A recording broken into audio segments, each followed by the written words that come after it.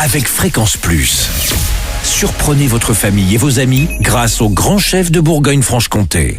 Cette semaine, je suis à Centenay en Côte d'Or, toujours en compagnie du chef Simon Houdin dans les cuisines du restaurant Louillette. Bonjour chef. Bonjour Charlie. Alors dernier épisode ici au cœur du vignoble bourguignon, c'est un tiramisu au pain d'épices. Là encore on a le côté italien mais on a surtout le côté bourguignon avec le pain d'épices. Oui, il faut mettre la région en avant et les jolis produits locaux qu'on a. Le tiramisu, comme d'habitude, on procède... Mascarpone, crème, sucre, œuf. Donc moi je prends 300 g de mascarpone, 300 g de crème, 60 g de sucre et 3 œufs. Je fais monter ça au batteur en vitesse moyenne, tranquillement. Quand il y a une consistance de crème mi-montée ou montée, on arrête et on débarrasse ça, on laisse au frigo. Ensuite, je prends des belles tranches de pain d'épices. Alors, soit vous le faites de pain d'épices vous-même, c'est quand même mieux. Ah oui. Pour ceux qui peuvent pas, vous trouvez des beaux pains d'épices chez Mulot Petit-Jean, par exemple, qui font des pains d'épices de très bonne qualité. Vous faites des jolies tranches un peu épaisses, vous les imbibez dans le café. Ah oui, donc on garde quand même Oui, on garde l'esprit le côté café. tiramisu, mascarpone, café. D'accord. Donc au lieu de mettre des biscuits, nous on met du pain d'épices. Et moi je monte ça dans une verrine, un joli verre à cocktail, quelque chose comme ça pour que ça soit un peu esthétique.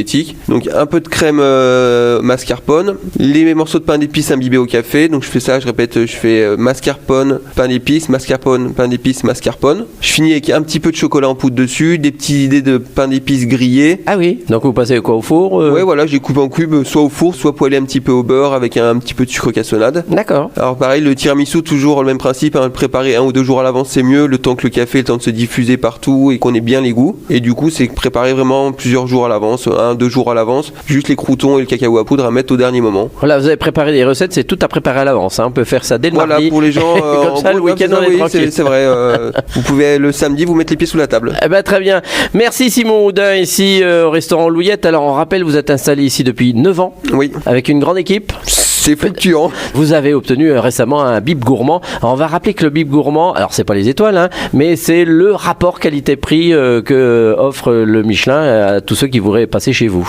Et c'est un bon rapport qualité-prix, le bib gourmand. Oui, voilà, c'est bien résumé, c'est rapport qualité-prix, une table de qualité à des prix raisonnables que le guide Michelin choisit tous les ans. Et vous êtes attentif au prix, vous? C'est quelque chose qui Oui, vous bien fait sûr, plaisir? on y fait attention parce que on est comme tout le monde, on se rend compte que tout augmente au quotidien et le but c'est que les gens puissent quand même venir se faire plaisir en mangeant des produits de qualité, cuisinés à des prix raisonnables. Ça reste vraiment à l'ADN de la maison. C'était déjà le temps du cas de mes parents et nous, c'est quelque chose auquel on tient énormément. Et vous, à la carte, toute l'année, on retrouve quoi? Donc des plats régionaux, des choses avec une petite signature du chef? Toute l'année, on a une carte avec 3 entrées, 3 plats, 3 desserts qui tournent très régulièrement, toutes les 2-3 semaines, suivant les saisons, il y a des plats qui changent. Donc presque toute l'année, on gardera toujours une entrée régionale et un plat régional. Donc ça peut être une joue de bœuf, d'un jambon persillé en entrée, des œufs en meurette au chardonnay. On varie suivant les saisons, suivant les envies. Et après, ça nous laisse 2 entrées et 2 plats où on peut un peu plus s'amuser ou aller voir un peu sur les autres régions ce qu'on peut faire d'intéressant.